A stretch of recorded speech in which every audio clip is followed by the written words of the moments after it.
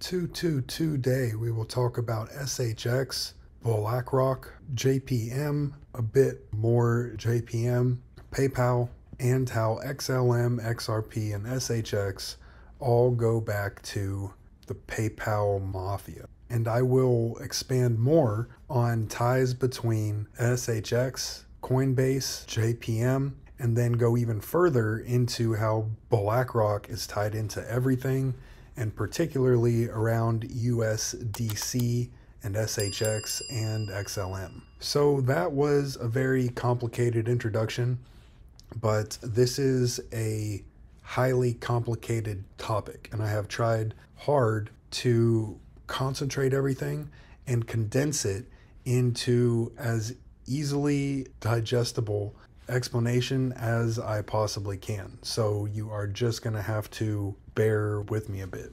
I was very focused in the 90s on how people would access their money, investments, relationships 10 years out. And it took me a couple of years to find the right buyer and to have the right format. But the Bancorp became the first virtual bank that provided a bank wrapper for non-bank fintech companies, and so really facilitated the growth of that industry. When I left 15 years later as CEO, we had 1,600 fintech companies on our platform, and it enabled me to understand what worked and what didn't work, and to move forward with the next phase of what I thought might be appropriate.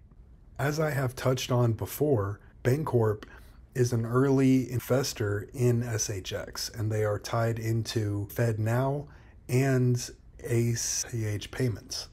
As far as this clip goes, it was introducing even more connections that go back into PayPal and all of the individuals who were involved in that. So for example, you've got David Sachs, who is a co-founder of Craft Ventures, who right now earn SHX with the rewards program that is currently only open to institutional investors at this point in time.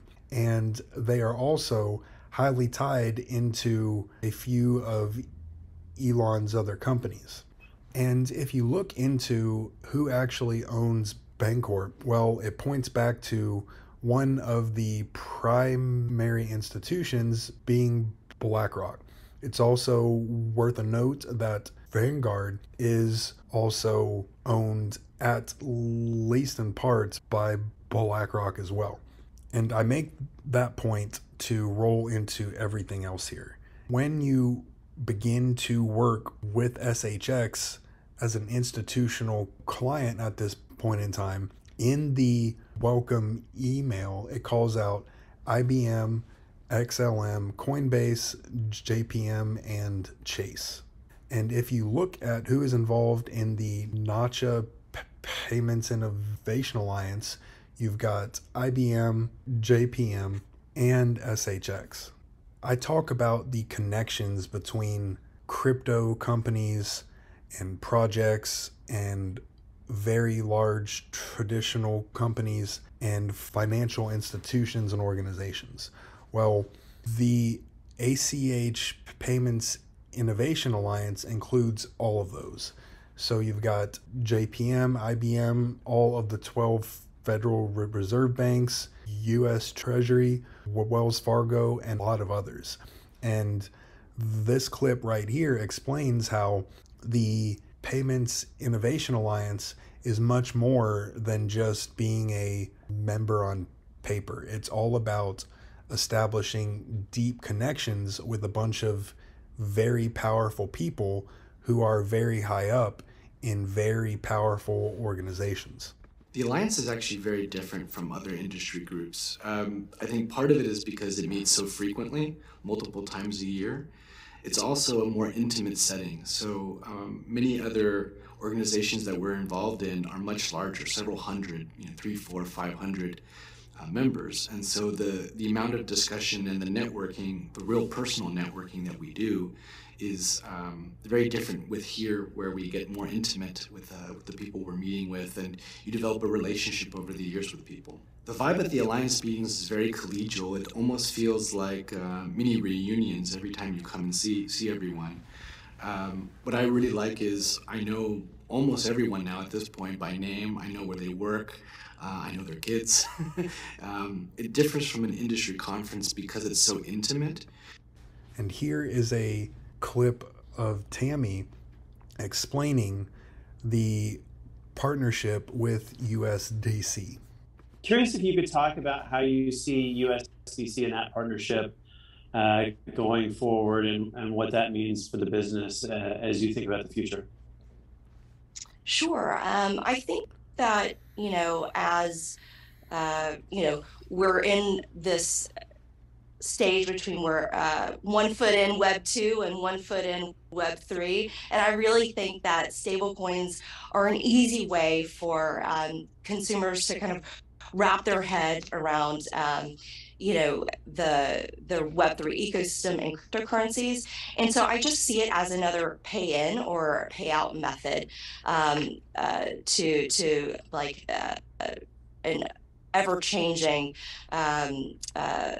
multi-currency platform. So as you know, like the US dollar is still probably the most transacted currency, and so just to have that in a form where it's accessible to more people, I think is just highly beneficial, and I'm very excited to work with Circle.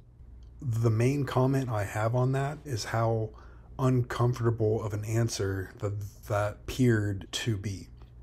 She's not normally that uncomfortable and that hesitant about how she explains things. And I think that is a very interesting possible indication that there's a lot more happening with SHX and USDC that she might not be allowed to expand a lot on. So while we are talking about SHX and USDC, in March of 2023, First Republic Bank was one of the handful of traditional financial institutions that went bankrupt. And it's interesting because they were one of the last banks working with Coinbase and USDC. And after it crashed, it got acquired by JPM, which ties USDC, Coinbase, and SHX even further into JPM, on top of being in the Payments Innovation Alliance. So all of this comes back to JPM and BlackRock and what kind of control that they actually have over the future of our financial system at this point in time. USDC is heavily involved in BlackRock, and Coinbase is currently BlackRock's Bitcoin custody provider, or one of them, for their new spot ETF. And ETFs are BlackRock's derivatives that once they own enough of it, they will be able to turn these into different tradable products that can be transacted in a traditional way or in a Web3 way, where USDC is their preferred form of approved currency in a web economy. And Coinbase owns 3.5% of Circle, who made USDC. And also, if you look at the S1 filings for Coinbase, it does talk about ACH payments because of their Coinbase debit card. And that ties back into none other than SHX, which is trying to corner and tokenize an $80 trillion per year payment network. And we have even more ties that go back into XRP and SHX and the PayPal mafia from a 2021 presentation from Goldman Sachs. So you've got Ripple XRP, USDC, BlackRock, Coinbase, BlackRock, Securitize, which is funded by Ripple, and Goldman Sachs, which is where Gary Gensler came from. So this just points more and more towards the idea that all of this transition into a new crypto economy is highly controlled. And it really comes down to CBDCs and USD pegged tokens, because that is what the adoptable form of currency in the normal crypto economy will very likely have to operate on. And USDC as of right now is very well positioned to be a preferred USD pegged token, and it just happens to essentially be the crypto arm of BlackRock, and it just so happens to run on XLM, which points back to SHX, Stronghold USD, and IBM. And there are always more dots to connect with USDC and XLM and XRP.